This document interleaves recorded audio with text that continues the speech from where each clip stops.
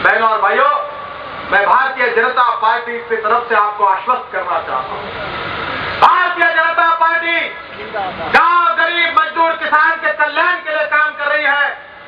पंडित दीनदयाल उपाध्याय जी का अंत्योदय का विचार, ये भारतीय जनता पार्टी का चिंतन है कि समाज का सबसे जो गरीब आदमी है, जो शोषित है, पीड़ित है, दलित है, जिसके पास रहने के लिए मकान नहीं है, खाने के लिए रोटी नहीं है, शरीर पर कपड़ा नहीं है, वो किसानों जैसे किसान के गांव के लोगों को हम भगवान माने और हम निरंतर उनकी सेवा करते रहे। यही दीनदयाल उपाध्याय जी का विचार हमारी प्रेरणा है। हम इस इतिहास को बदलना चाहते हैं और इसलिए जब तक ये कांग्रेस है, ये लक्ष्मी दर्शन पार्टी है, देश को लूट रही है। ये तो कोयले में भी खाया इन्होंने, इनको अगर गोबर आया तो उसमें भी खाने के लिए पीछे आगे पीछे नहीं देखेंगे ऐसी पार्टी। 2G स्पेक्ट्रम हवा में था, उसमें भ्रष्टाचार, कोल जमीन के अंदर था, उसमें भ्रष्टाचार, हवाई जहाज हवा में उड़ा, उसमें भ्रष्टाचार।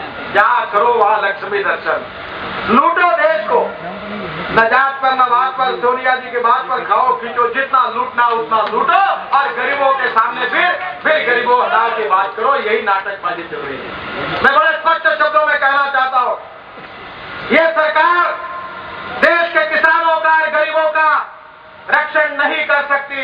ये सरकार देश के किसानों को न्याय नहीं दे सकती और इसलिए सुषमा जी, राजनाथ सिंह जी संघर्ष करने का जो बात उन्होंने कही है कि संसद के अंदर और संसद के बाहर ये किसान विरोधी, गरीब विरोधी भ्रष्ट सरकार, जिन्होंने महंगाई बढ़ी है, जिन्होंने भ्रष्टाचार बढ़ा है, जिनके कारण देश में अराजक पैदा किया गया है, इस सरकार को हटाए बिना हम शांत नहीं रहेंगे। संसद में और संसद के बाहर हम कड़ा संघर्ष करेंगे। इसी बात को लेकर आप सबको यहां से जाना है।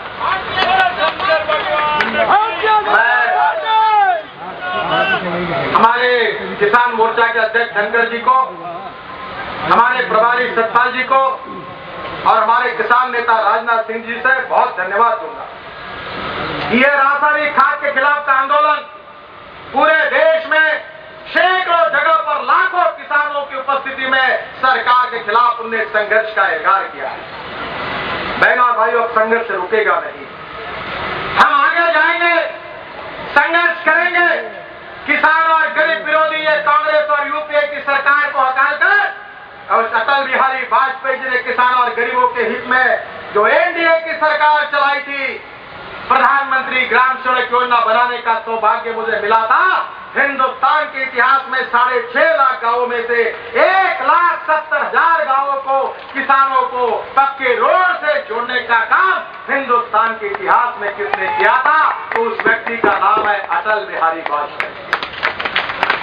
18 लाख किसान को किसान क्रेडिट कार्ड किसने दिए थे? तो उस नेता का नाम है अटल बिहारी वाजपेयी। बहनों और भाइयों, हम किसान के हितों के नीति को अपनाना चाहते हैं। हमारी राज्य सरकार ने यह काम किया है। हम किसानों का कल्याण करना चाहते हैं। गांव, गरीब, मजदूर, किसान को भूखमरी, गरीबी, महंगाई और भ्रष्टाचार से मुक्त, सुखी, समृद्ध, संपन्न, शक्तिशाली हिंदुस्तान, यही भारतीय जनता पार्टी का सपना है। और इसलिए मैं आपसे अनुरोध करूंगा कि पूरी ताकत के साथ ये जो खाद के खिलाफ हमारा आंदोलन चालू है, बहुत बातें कहने लायक है, बरसात आ रही है। ये इफको नाम की कंपनी है, राजनाथ जी, उत्तर प्रदेश की इफको कंपनी है, कोऑपरेटिव है किसानों की। ये मुनाफा इन्वेस्ट कर रहे बड़े बड़े कंपनियों में, इसने कितना पैसा कमाया देखो। आपको महंगे दर से खाद बेच के इफको पैसा कमा रही है और मल्टीनेशनल कंपनी में इन्वेस्टमेंट दे रही है किसानों के नाम पर। ये कौन सी नीति?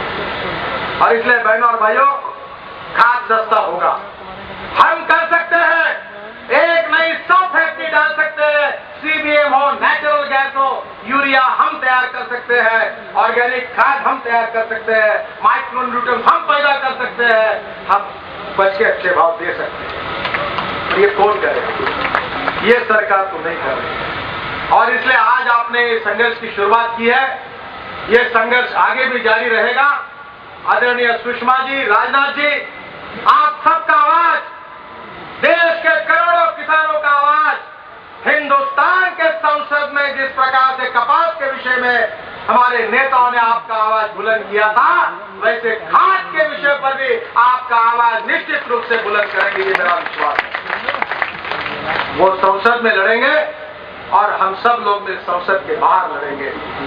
और ये जो यूपीए सरकार का दिमाग ठिकाने पर नहीं है, जो गरीब और किसानों के विरोधी नीति अपनाकर इन किसानों के आत्महत्या के लिए यह कांग्रेस पार्टी और यूपीए की सरकार जिम्मेदार है। इस सरकार को हटाकर फिर से एक बार इस देश में किसानों के हित की बात करने वाली एनडीए और भारतीय जनता पार्टी की सरकार को लाना है, तभी किसानों का कल्याण होगा। आज के इस आंदोलन से पूरी प्रेरणा लेकर, पूरी शक्ति के साथ आपके गांव में जाकर आप इस संघर्ष अभियान को और जोरों से चलाइए और कड़ाई से आंदोलन करिए, यही आपसे आह्वान करता हूं।